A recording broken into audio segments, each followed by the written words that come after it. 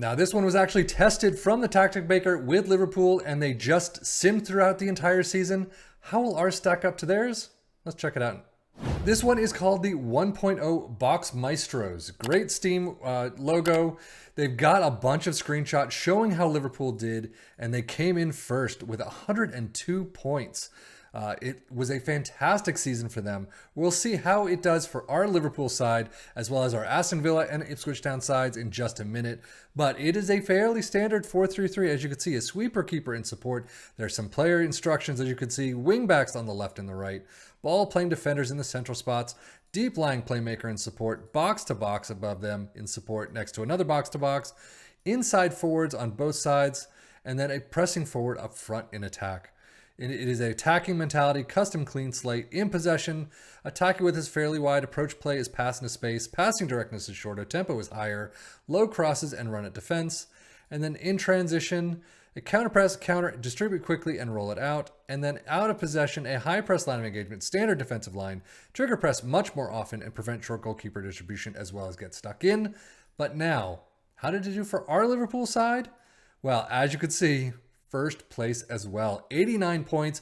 I do have to say, 89 points is just slightly above what we normally see them. Average is about 85 for these tactics.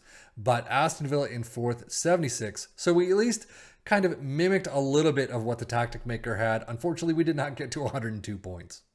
Do we get any trophies this season besides first place in the Premier League? Not so far. EFL Cup fourth round, out 1-1 in penalties. I mean, Arsenal is the one who kills us all the time.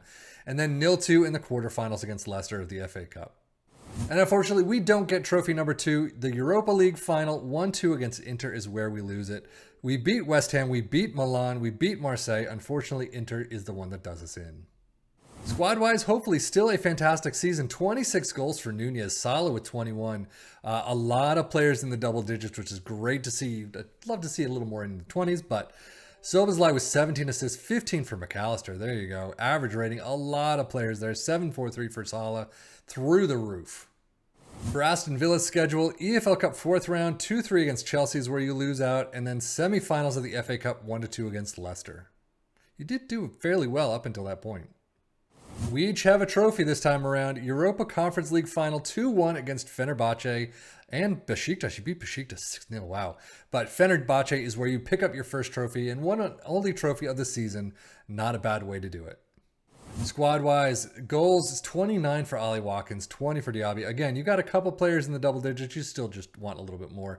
13 assists for Digne. Ramsey with 12. Average rating, you got a bunch of players there.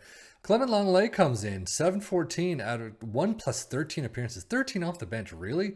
But Diaby with a 7-10, 7-8 for Leon Bailey. Yeah, I mean, for the players that you've had all season, 7-10 is not a great top number. You really want that to be a little bit higher. Now, in this sim, this is exactly how Liverpool came to top. I mean, you can see attacking-wise is through the roof. Team defending is through the roof as well. I mean, incredible defensively, good and just as good in attack. And if we look at Aston Villa, fairly similar, just with slightly lower numbers.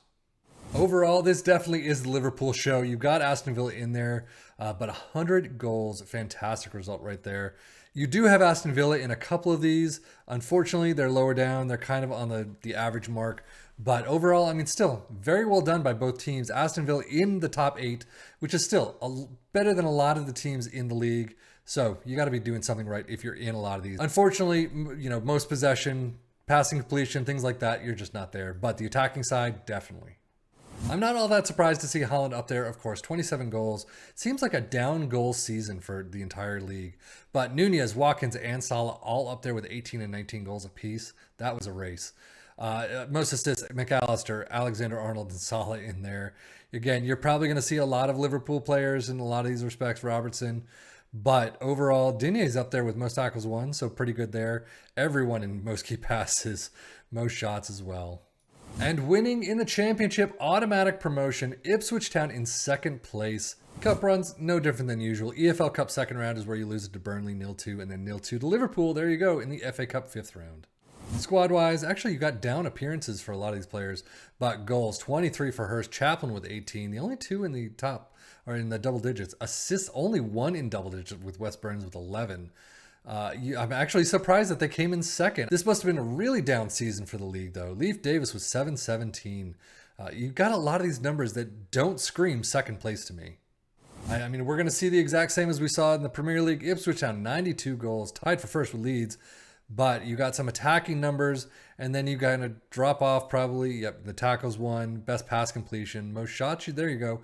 Again, the attacking side is there, but sometimes other things are not. George Hurst, Connor Chaplin up there in goals. Assist-wise, Wes Burns. So you've got some great players in there. Passing completion, no one there. Dribbles made, nobody. Tackling, nobody. Key passes, Leif Davis does hit tops, though. 135. That's disparity. Most shots, though, of course. And, of course, you're going to see that. But overall, I mean, I've got to say, this tactic did very well to a degree. A lot of the stats, though, I really would have expected to see a bit more. A little bit more numbers in some of these things. They do have a good mix of attack and defense in here, but it doesn't look like you're going to get the huge number of goals spread around a lot of different players. You're going to get a couple of players that just shine and others that are just more supporting characters. But that is it for me, Sefin FM, for the Football Manager blog channel, saying thank you as always for watching. Take care and enjoy.